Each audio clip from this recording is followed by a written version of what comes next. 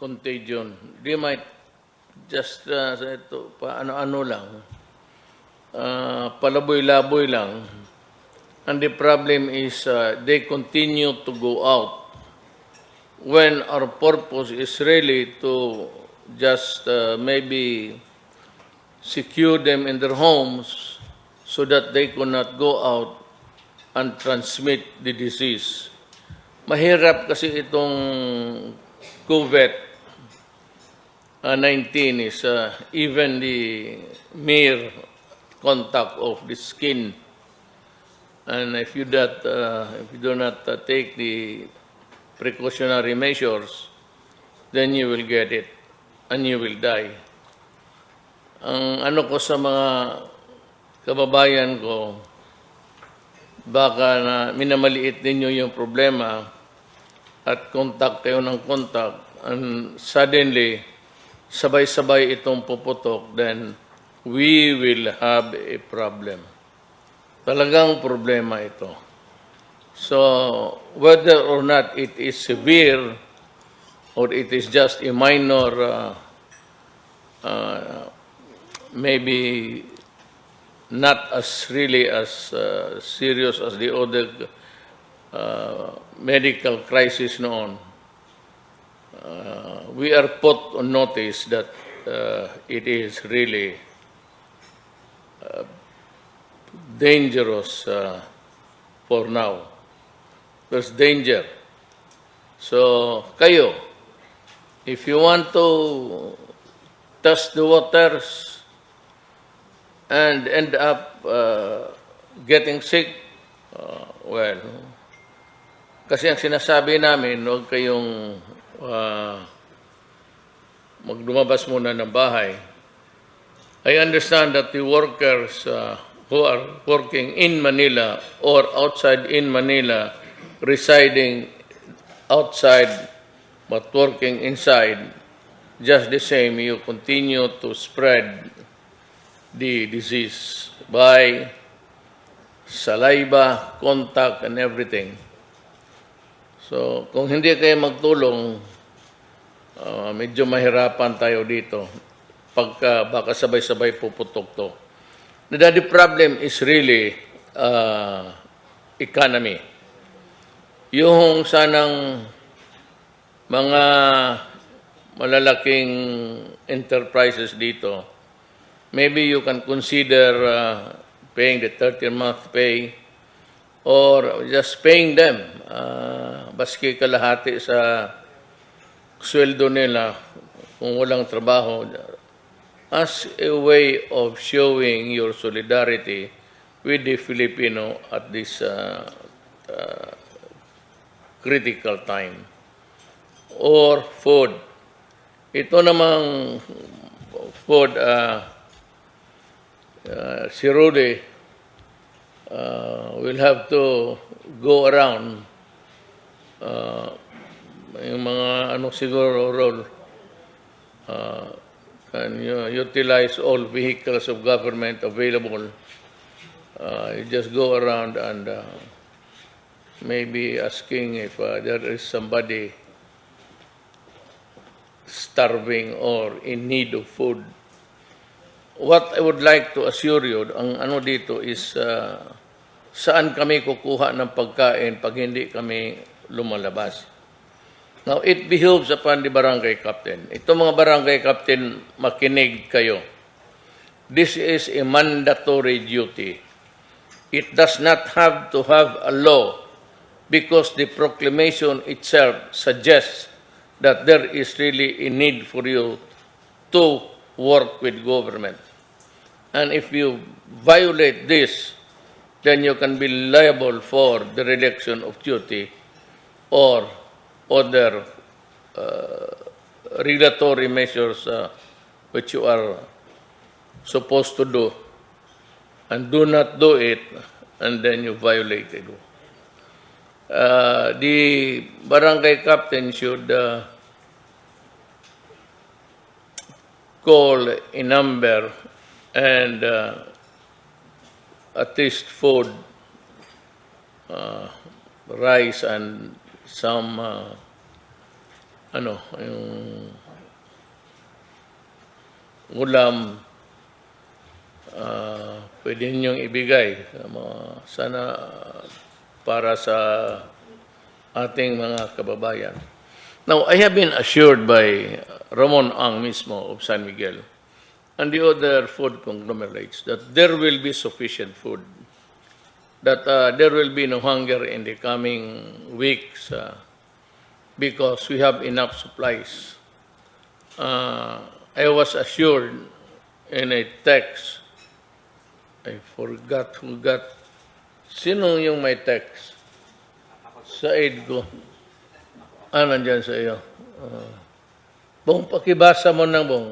I would like to ask Senator Go to read the statement of Ramona.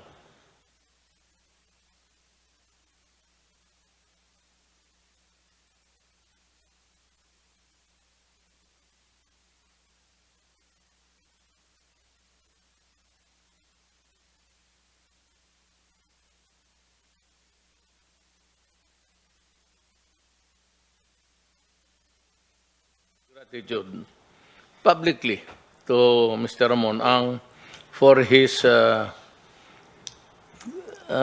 good grasp of the problem. Kung nakuha niya. It's not a matter of food, it's not a matter of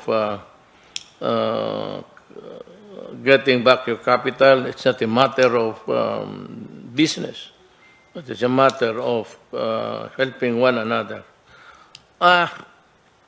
Mukhang it leaves a bad taste in the mouth, but and I'd like to mention the big companies. Yung malaala ko lang, we have our I know that meron tayong undercurrent, but that is not a personal one for you and for me, but it's one for the people. It was an issue of people's interest. But I'd like to address yung mga mayayaman. Like for example, ikaw, Pangilinan, and the Ayalas, and sila Quezon sa itong mga big companies, Robinsons. You might be able really to alleviate the situation by just understanding also the plight of the workers who are not working now and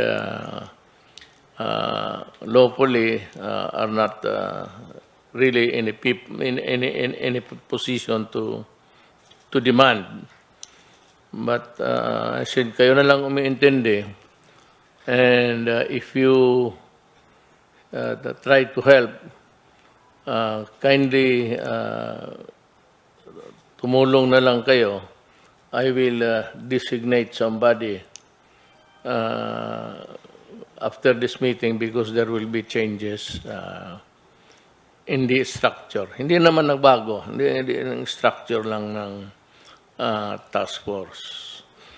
So, with that, may I be allowed to just read my speech or my talk with the people of the Republic of the Philippines. My dear countrymen, as of 9 p.m. today, the confirmed cases of COVID-19 in the Philippines has risen to 140 with a death toll of 12. Still low. It is a figure that is rising day by day beyond our borders, and the whole world has been shaken by the spread of this disease. At first, it was China and the East Asian region, which still in the midst of a crisis as we speak. But now, according to the World Health Organization, the epicenter has shifted to Europe. Wala rin tayong magawa. Alam mo, we want to do business, we want to make money, we want to move, but there is no interaction now, and there is no trade to speak of, and there are no flights going out, in, and for you to do business. In other words, if you go there, you are alone. And please understand that we are talking to you honestly and in good faith. To address this crisis, I placed the entire country under a state of public health emergency. And that is why mayors now can go ahead and issue not really ordinances, but executive orders to make the environment of their municipality more conducive to a healing process. Hindi mo na kailangan ng mag-convene ka pa ng government, city council ka, because with this public health emergency, you can, as the mayor responsible to execute the laws of the land, the ordinance plus the laws of the national government. So, hindi mo na kailangan dito na maghingi pa kayo, maghintay pa kayo ng, because I've read somewhere, or maybe I've heard it over the TV, radio, na yung ibang munisipyo naghihintay pa. With this emergency, hindi na po kailangan. Just go ahead and the mayor will do it for us. Para walang let me get to. Para wala masyadong rokos, walang debate, isa lang, one line lang ngayon, mayor lang muna. And he can come up with any measure to protect public health, public interest, public order, public safety, and whatever is needed to make life more livable in your place. As long as you are in good faith. Sa akin, no, hindi na kailangan. I don't know, there's always a smart elect in this country. Just for example, meron dalawang kaagad sinasabi, they go to the opposite side by saying, yung mga police, hindi kayo pwedeng ma-aresto kasi ganon. You know, you don't have to say that. Ano mo lang, you'd encourage people to assert something na kunting bagay lang, magipag-away sa pulis. Correct. You cannot be arrested if you are out. But if you are advised to go home and you grapple with the police with words and ultimately it comes to dalhin ka sa station for a public disturbance or disobedience to a lawful authority, pwede ka talagang dalhin sa station. At kung dumaban ka sa police, it is a direct assault. But itong may mga dalawa kasing para marinig lang. Sabi na hindi kayo dapat nang hulihin ng police. Ang problema, because you are confronted. In our ordinary times, there is really no need to be talking about it publicly just to be heard. Para lang marinig ka ng tao, makiksaw-saw ka. Ayaw mo magpaiwan sa mga isyo, so gusto mong sumali rin para marinig ka, meron akong contribution. Ito yan, ha. Huwag mong ganunin ang tao. Just say, obey. Kung sabihin mo, hindi ka pwedeng hulihin, hindi ka pwedeng, and then you are advised, and you become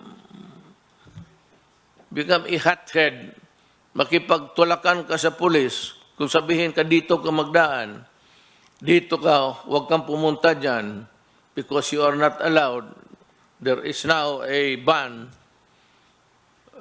Tapos, upon the advice of this, ewan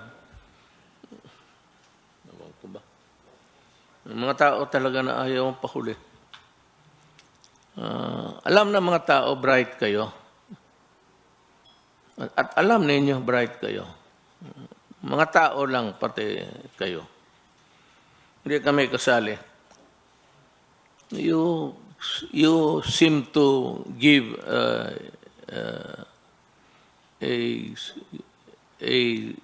side comment that is not good. Instead of saying na hindi ang pulis, sabihin mo, sumunod kayo sa mga pulis because ang pulis kumukuha ng order dito sa itaas. Kami naman, ako sa itaas, ayaw ko. I hate it. Ayaw ko makipag-ano sa kapwa ako tao. But the problem is there is a crisis. So you have to obey. Hindi naman sila. Hindi naman sila maging presidente. Hindi naman sila sinabi sa batas na sila ang magdala ng laro dito. Pagkapanahon ng ganito, it's the executive department. So, better if you give an order, make it milder and more acceptable and not cause a parang mairita yung mga police pati military na sabihin mo na ganun. Hindi naman kayo. It's not you. It is the military commanders that they will obey. Remember, this is an emergency. And during an emergency, tumabi kayong lahat and give it to the people who are responsible for protecting the country, alleviating the suffering, and enforcing public order. Starting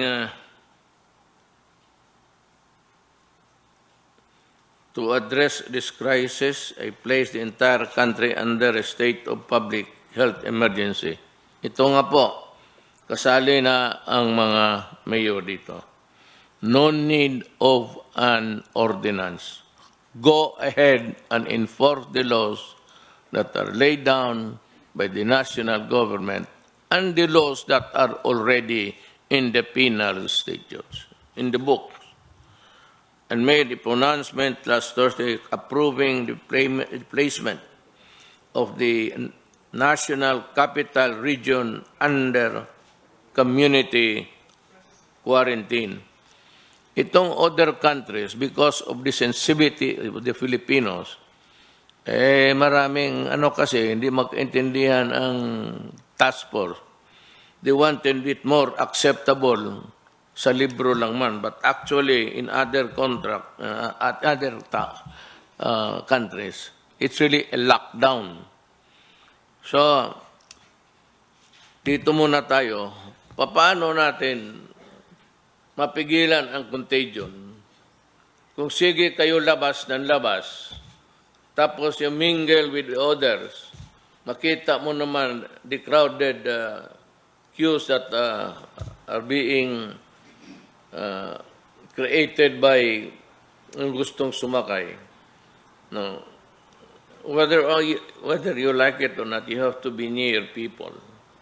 And there will be contact as a consequence. So you cannot avoid people-to-people contact, the very thing that we are not allowing because it will spread the disease. Kung maaari lang po, stay home, and for the businesses, pagka lumala ito, sa bagay, day-to-day ang conference, tignan natin, pag lumalala ito, you better close down your business. That's an order, because you will also help in propagating the disease instead of helping. Yan ang order ko sa inyo. starting yesterday, what has been in effect has been a general quarantine, which allows the substantial freedom of movement within NCR and even allows the transit of people to and from the NCR for purposes of work and other essential services. Kaya ngayon, pupunta ka doon sa trabaho mo, whether you like it or not, it's a working place, you are there. Pag inatsi ka, makuha ng lumilipad yung the virus. Sabi nila, yung virus, kinokorek ako. I would like to pronounce it, kasi galit ako. Sabi ko, saan itong virus na ito? So, ganoon na lang, ang tawag ko sa kanya, kasi galit ako, virus. Well, lumilipad dyan everywhere, especially in cramped and not well-ventilated places. So you run the risk of going home, giving it to your children, and then your children the next day will play with other children. We cannot really control the contagion perfectly. We want it to be perfect, but there will be the downsides. Food, yung isa. Yung isa naman yung sweldo ninyo. Kaya kung nakikiusap sa malalaking negosyo, magtulong na lang kayo at yung mga suppliers ng dito sa mga sari-sari na manggaling sa inyo, kindly help so that there is at least a economy working around.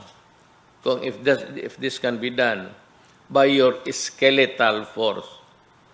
Huwag yung lahat ng mag-assign lang kayo ng mga tao na kukunti to minimize at least kung ilan lang ang lalabas with the social distancing baka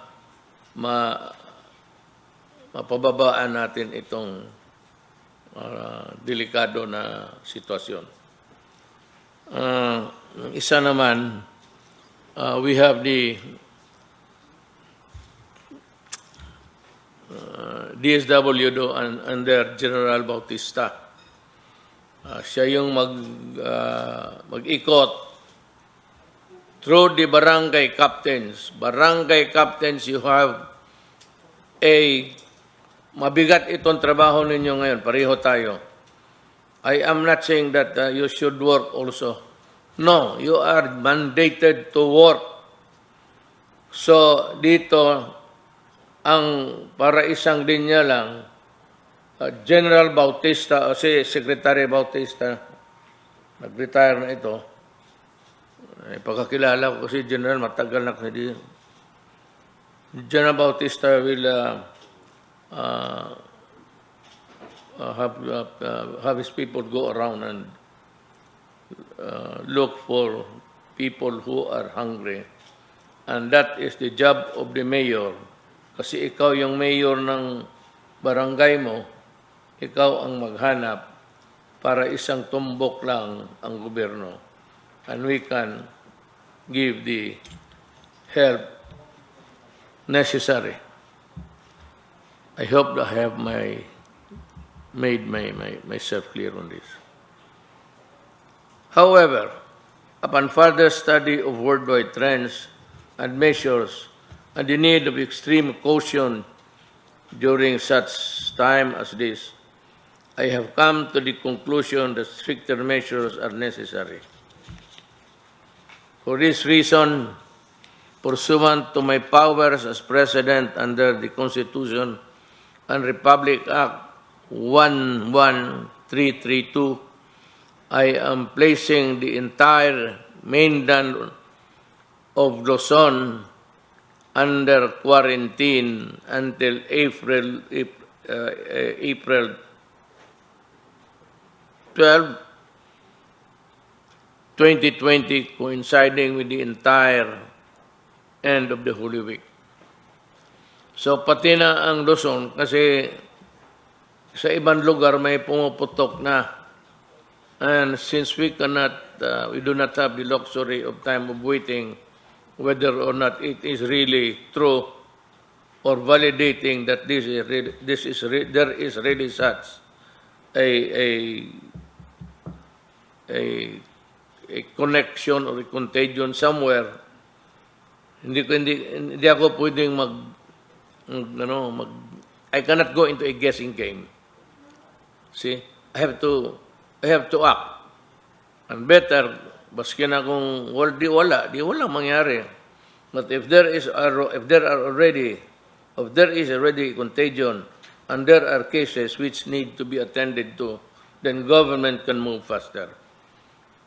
It's better to assume that it is true because what you would need only is the validation. At makagalaw na kaagad tayo. But let me make this clear. This is not martial law. Under the Constitution, martial law is declared when there is invasion, rebellion, or public safety requires it. Alam mo itong mga ganito, when you are the freedom of movement is sometimes curtailed. Sabihin ng mga tao, martial law. This is not a martial law. Martial law is yung rebellion, may away, itong public safety requires it. Ngayon, kung may invasion, ganun rin, martial law. But tulad dito, walang invasion, walang rebellion, and public safety public safety requires it. Itong kasi. So hindi ito kailangan natin. Hindi ito martial law, wag kayong matakot. Walang magdi-display ng baril dyan except yung mga member ng armed forces o police. Ang kalaban natin pag martial law ay ang mga tao na sumasalakay at naghihimagsik. Pero sa panahong ito, ang kalaban natin ay tayo at ang sakit na COVID. But let us make no mistake. We are in the fight for the lives. We are at war against a vicious and invisible enemy, one that cannot be seen by the naked eye. In this extraordinary war, we are all soldiers. Lahat po tayo ay sundalo sa digmaan nito. Bata man o matanda, lalaki o babae, bawat Pilipino, anumang estado sa buhay, ay maituturing na sundalo sa digmaan na ito. Of course, the formalities of our doctors, health professionals, and health workers, to whom we will forever be thankful. In due time, we shall express to them our gratitude in a more tangible way. When this crisis is over, in the meantime, I have directed the DBM and DOH to find a way to best compensate our health workers. You know, the last time I saw, we had a meeting, and I saw Andrea Domingo sa Pagcor. Sinabi ko sa kanya kung may pera siya. At sinabi ko, ibuhos mo yung pera nito kasi kailangan natin. So, Pagcor alone donated 2 billion for nibigay sa task force for the fight against COVID. Yun, pera yung nasa line agencies na nasa kanila na nandiyan na yun. Ito pang dagdag. I hope na may pera pa tayo. I am sure we have. We have the money. Kasi sa administrasyon ko to, sinasabi ko sa iyo, may pera tayo. We've been able to save and we have been very sparing in yung mga gastos-gastos natin. We do not have any expenses in government that are unnecessary or yung mga nakikita ko na projects which are bound to fail. Talagang kinakat ko na. Sinasabi ko na wag yan. maybe because without being really maghambog ako, hindi naman ako, dahil matagal kasi akong mayor at nakikita ako ang takbo ng isang bagay na kung hindi karapat-dapat para sa gobyerno, pinuputol ko na kagad. Excuse me, Mr. President. Na-miss lang ni mo ng isa ka kuwan. Pagbasa ni mo, na-miss ni mo ng naka-circuit. Pakibasa na lang sa ulo. Wala ako dito. Yes, na.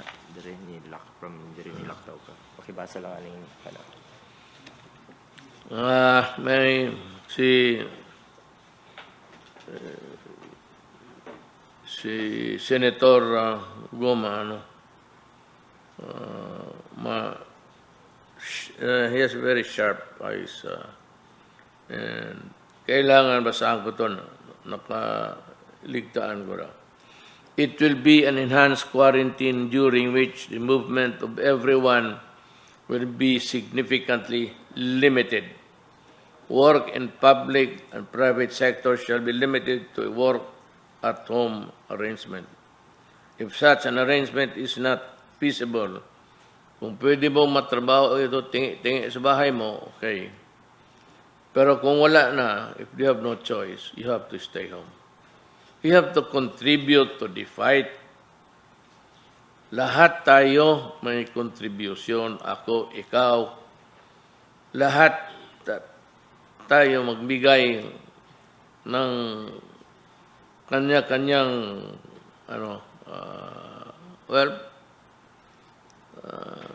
gift to the government, and that is by obeying the laws, obeying the regulations.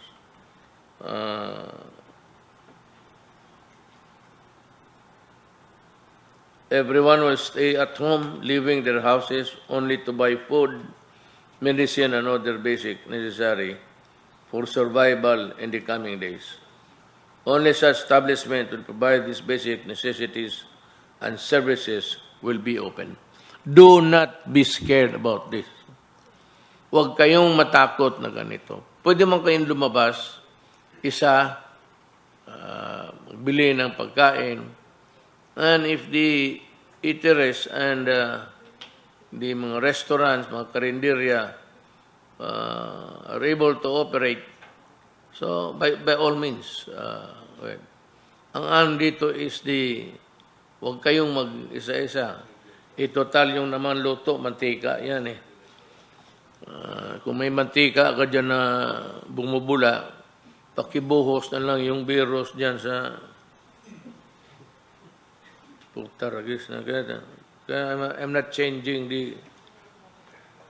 galit ako sa virus na yan. My fellow Filipinos, I fully understand the apprehension that you feel, and I know that it will be difficult to many of us in the next few days while this quarantine is in effect. Huwag kayong matakot. Ako na nagsasabi sa iyo, huwag kayong matakot.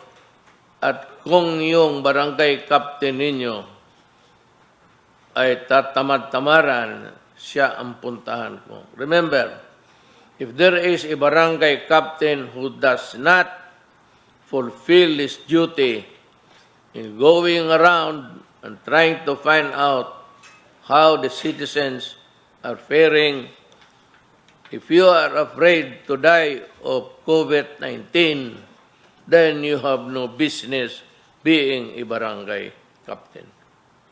Kami naman dito, ang military, which the coming days, sila rin, kung maglala ito, then kami, together with the rest of the military and the police, kung mamatay kami, kung pwede magdasal kayo, magdasal kayo sa amin. Pag ayaw mo rin, wag na lang. Okay lang. Yung mga kaibigan namin sa kabila, total, magkita man tayo sa impyerno balang araw. My fellow Filipinos, resume nakabalik kayo. Dali lang. Tutul. Okay. Dito na naman. This come in chapters. All we have is a responsibility to fight this disease and prevent it from spreading to our fellow men. The social distancing measures. Yung pagdistansya mo, kanina nga, pagdating ko, gusto kong makipagdamano kay Secretary Guevara. Tinanggihan niya ako. Tinago niya yung kamay niya sa dibdib niya. So, ibig sabihin, ayaw niya. Sige. Ayaw niyang mahawa. But ulitin ko baka sabihin ninyo ito para sa lahat. Ang gobyerno, ang taga-gobyerno, unahin ko na, yung na-assign dyan sa front line sa COVID, if you are there assigned, and if you feel that you are not ready to maybe have the problems of being sick, you can tell your superior. We will have, pagka wala na kasing iba, kung takot na lahat, ang papasok, ang armed forces pati ang police. Sila yung magdala. And sabi ko nga,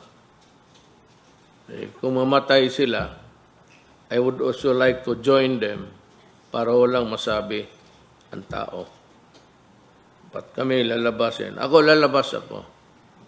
You will see me. Ay, lalabas ako. Hindi ako maniwala niyang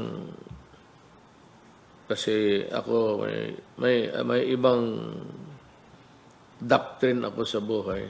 And that is kung panahon ko na. Either COVID, bala, crash, o ano man. Hindi ako mag-survive ng COVID, hindi ako karapat-dapat maging mayor dito sa Pilipinas.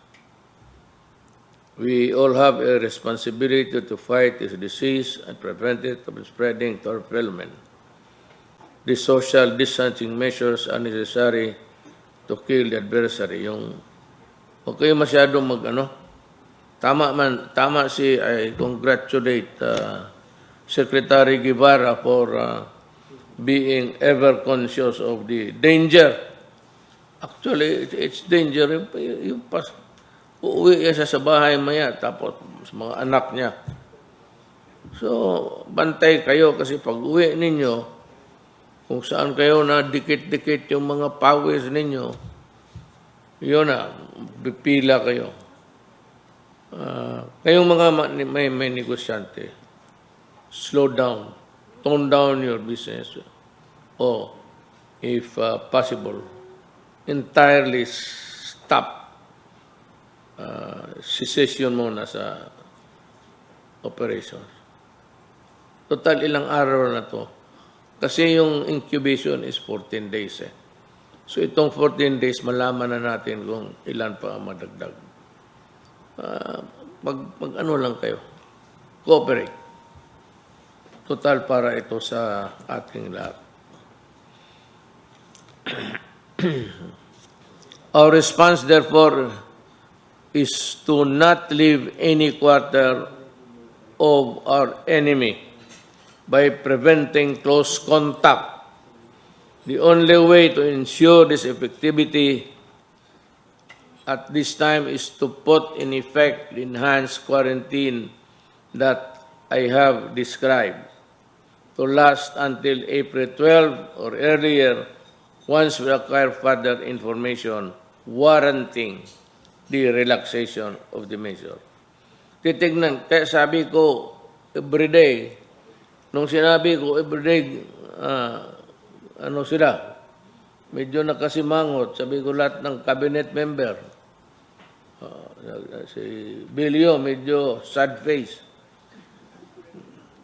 Kasi, ewan ko kung saan siya maglakad. But the problem is, I said, bayad tayo ng tao at ipakita natin ang katrabaho tayo. So we meet every day to assess at bilang. As of today, ang patay 12 at ang yung 140. Hindi tataas yan pag sumunod kayo. Wala makapitan itong si virus Yawa na ito. Wala siyang makapitan. Kung magmalayo ka at distance, mag-ubo siya, you just turn around. In the meantime, I have directed the DSWD, DOLE, DOF, and other agencies to put in place with utmost dispatch and all feasible measures that will ease the burden of the community quarantine in our country, especially those who are living on daily wages and small, medium enterprises. We shall make sure that during these trying times, all of you will feel government concern in you for your welfare. Kasi sinabi ko, huwag kayong matakot. We will devise a way that yun namang malalaki kung makatulong kayo sa mga liliit. For example, yung mga sari-sari, maubukan sila ng supply. They can go to you, maybe sign a promissory note in the meantime. With the government as a guarantee, I will guarantee that I will pay you. Ako na nagsasabi, hindi na kailangan memorandum yan. All you have to do is to remind me, and I'm placing it as a matter of my oath of office. Kung wala, bigyan lang ninyo, yung tama lang. The usual orders. Tapos, kung hindi makabayad, ako na ang babayad. Siguraduhin natin na madarama ninyo ang malasakit at pagmamahal sa inyong gobyerno sa panahong ito. Ang problema, hindi lahat nagmamahal ng gobyerno natin itong. Kaya mga NPA nagmamahal kayo sa gobyerno? Pag hindi tumulong kayo, distancing, at huwag ninyo muna galawin ang mga sundalo. Ano muna tayo? Yung ceasefire lang. Ceasefire muna tayo. Ako na ang naghihingi. Ceasefire. Kindly give me that. If you really want that we will be at all times on talking terms in this time of crisis, kindly cooperate and help. Mas mabuti pa tumulong muna kayo. I will repay you with a good heart in the coming days. To the private sector, I have this appeal. Magbayanihan kayo. Na kailangan, basta ang barangay captain. You know, we all have everything that you need. It does not mean to say that when you are sick, when you need medical attention, walang magdala sa iyo. Hindi yan. Hindi sabihin na kung may magwala dyan, walang pulis. Meron nga ng pulis nga nakakalat And remember what I said. Obey the police and the military. Do not quarrel with them and do not start ruckus that would amount to a violation because you will be arrested and brought to prison. Disobedience of authority, baka nagkamali ako, then acts of public disturbance. You can be arrested. Sumunod lang kayo at wala tayong problema. To the industry players, business leaders, foundation, and the like, I would like to join hands with you and combine our efforts in fighting COVID-19 as one nation, as one people. While the government is doing its best, we can more effectively contain the spread of the virus if we adopt a united approach.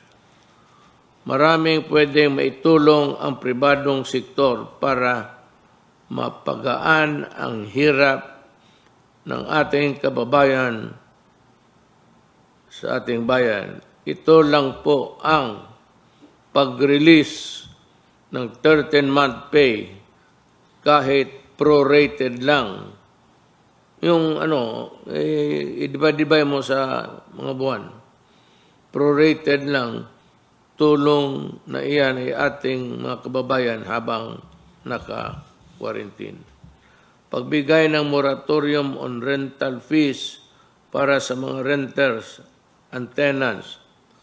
So, huwag mo niyong bilangin yung araw na hindi makapagtrabaho, hindi makalabas yung ating mga kababayan. Hindi ko sinasabi batas ito. Hindi ko sinasabi regulasyon ito. But sinasabi ko,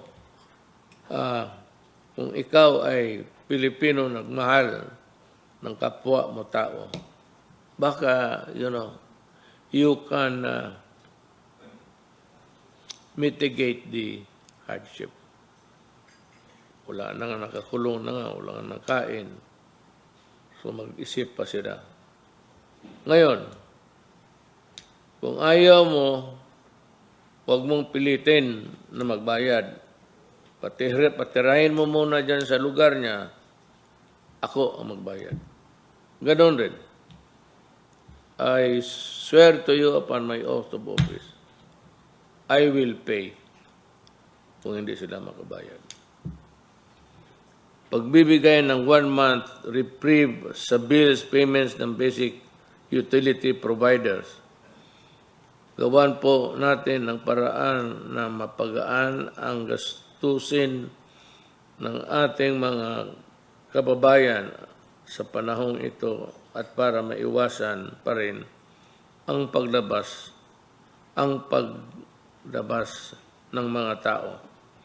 But anyway, I have said I do not, my facility for the Tagalog dialect is quite terrible.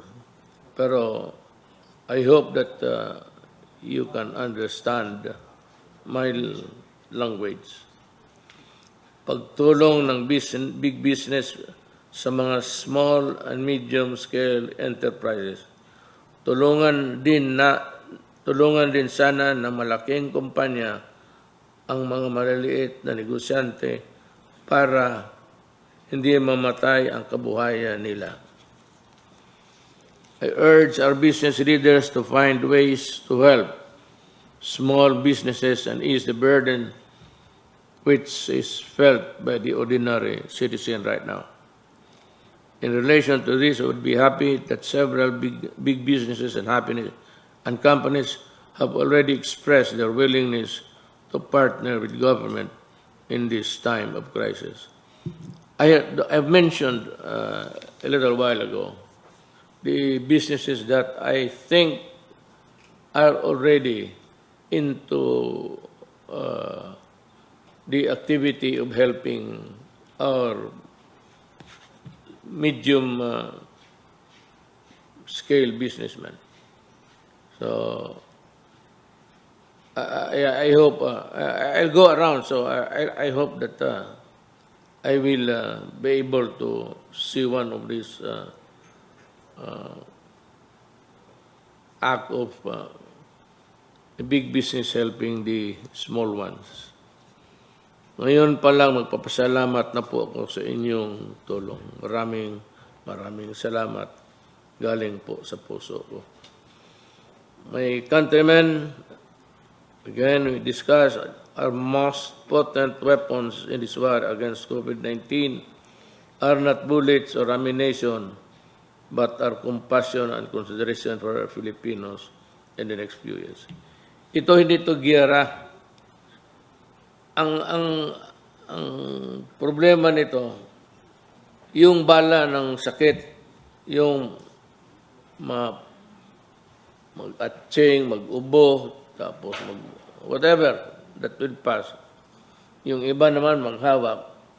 Ito hindi ako nagpapatawa ha. At hindi ako nagbabastos ng tao. May mga Pilipino gano'n eh. Pagka sikma gano'n, gano'n sa kamay. Tapos kung ano yung pinakamalapit, kahoy, upuan, gano'n sa kamay. Marami yan. Marami akong nakikita na gano'n. Yung minsan, yung gano'n lang. Tapos gano'n. Si Iwan. If that person is already positive for investigation na lalala talaga ang sitwasyon natin. So for those who are really into something like that, kindly avoid.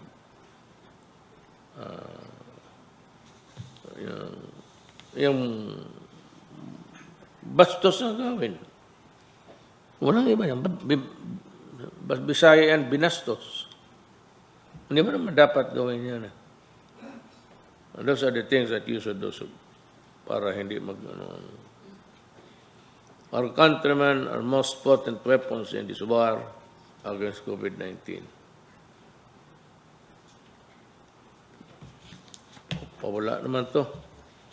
As I have said before, they are not our enemy. They are simply to ensure the movement of every person during the next few weeks will be consistent, and we will not derail our collective efforts against the disease. Again, do not fear. Wala kayong katapat-takutan sa military pati police. They are just there to execute order. Hindi naman nila order dito sa itaas yan, dito sa amin. So, inuulit-ulit kasi yung reminder, you should love your military man. Namamatay na nga yan sa gera. Kita mo, uuwi na doon sa kanila, kabaong na lang. You should feel for your soldiers and policemen. They are not your enemies. Though sometimes if you are a criminal, or if you do something, I said, which is not in consonance with the public good, masita ka. But I said, those are the things that can happen in a democracy. That there's always a police. Maski anong klase, autocratic, diktador ka, kailangan mo ang police. Dito, we are a democracy, and we try to really act as one. If you are doing nothing wrong, and if you don't quarrel with them, please do not. Pero hindi ka naman sabihin mo, may baril yan, gamitin yan. Depende lang, kung may baril ka rin. Pero kung magsigaw-sigaw ka lang dyan, naturally, I said, that is a disturbance of the public order. And that is the time that you can be arrested for disobedience.